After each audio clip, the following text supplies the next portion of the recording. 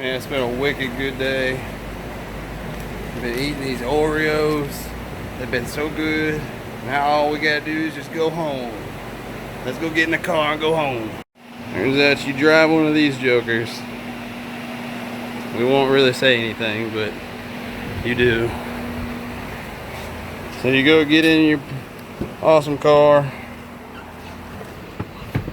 Then you should be able to get in here and crank your vehicle up, just like you've done every time.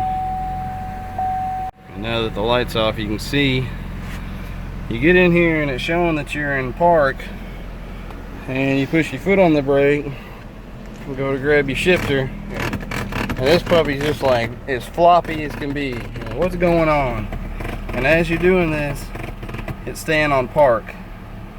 And in this situation, you can shut your vehicle back off and call the tow truck, whatever the case. Another situation that this will occur is that you will be driving, everything will be great, and you go to put this thing back in drive or back into park, and the thing pops, and all of a sudden it's stuck in drive. In this situation, all you're going to be able to do is turn your key off to this position, because since the shifter won't go back into park, electronically the column lock's not going to let it turn all the way off. So it's going to stay in this position. You're going to get this weird battery light, and your shifter indicator is going to stay lit. And if you leave it like this, it's going to drain your battery down. So if this situation occurs and you can't fix it at the moment, your best bet is to go unhook your battery. Let's get a look at the problem.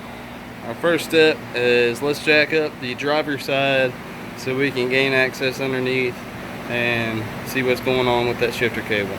Always want to safely support your vehicle using jack stands. I have a fondness for not dying myself. Now that we've got it raised up enough to slide underneath using a creeper or just getting all dirty and crawling around on the floor, whichever you like, let's get under there and see what's going on.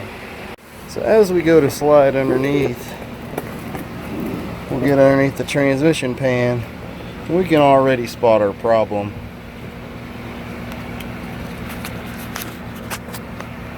Even if you didn't know what was going on, how this thing was built, you got in here and say, oh man, this diddle ain't connected to that diddle. You know that diddly thing ain't gonna work.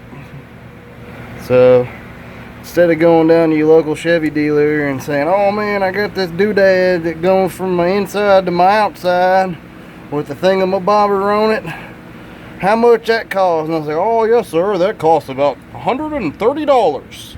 And he's, ah hell! But your buddy James has got you covered. Let's get this thing fixed for the cheap. Alright, truth be told, I'm a professional technician. I do this every day for a living. And we probably should replace the cable. That's the way the dealership would recommend to do it. That's the way, you know, GM would recommend to do it. And truth be told, we probably should. But I am also a person that works for a living. And so if I stand back for a second and I say, what would I do if it was my vehicle?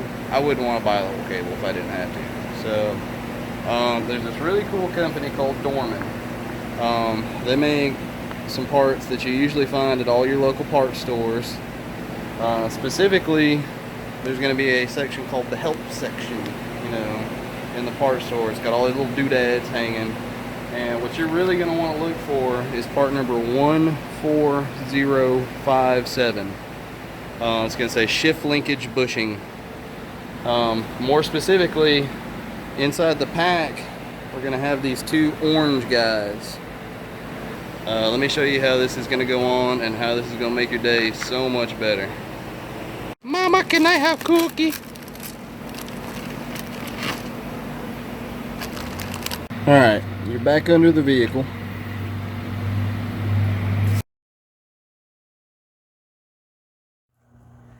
Our first step in the repair is going to be to remove the remainder of the old bushing, if there is still some here. What we want to have is a nice clean opening in our shift cable, as well as a clean ball stud. In this repair, we're going to use the two orange pieces included in the kit. Pass the bushing through the cable. So what I've done is pass the barrel-shaped piece through the cable. And as you can see, the rounded opening is going to face towards the ball on the transmission, just like so. Boop! So let's go ahead and place it on the ball stud, firmly push on. What we now want to do is take the rivet-shaped piece and install it in the backside of the cable, just like so. What's real important here is we have to make sure that we firmly press these two together and get an audible click. The cable will still be removable, but it will take a little bit of force. And what's important is as you snap the cable back on is that you hear the audible click. Click. This gives it free to move because it's going to have to twist back and forth as it travels through its motion, but yet it will be properly retained. Another very important part of this procedure is ensuring that the actual cable bracket does not have any movement in it.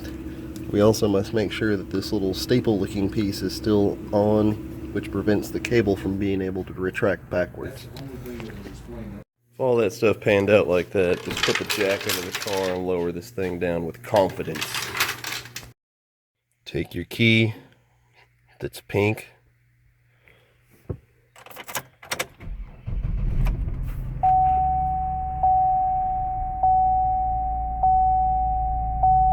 Need to go change your oil.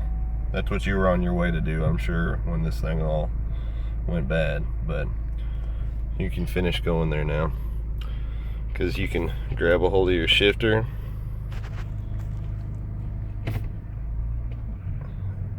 man.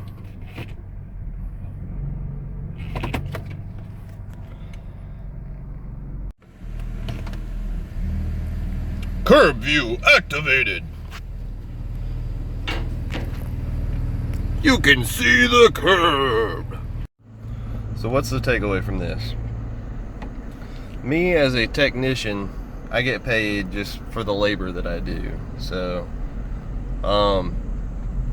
when we lay it out on the table, you know, and say that you have an option to fix a vehicle for much less cost doing it one way, or to completely replace the cable in another way, you know, which is the better way of fixing it? You know, at the end of the day, you know, the vehicle's going to come out to the same thing as long as this is fixed correctly.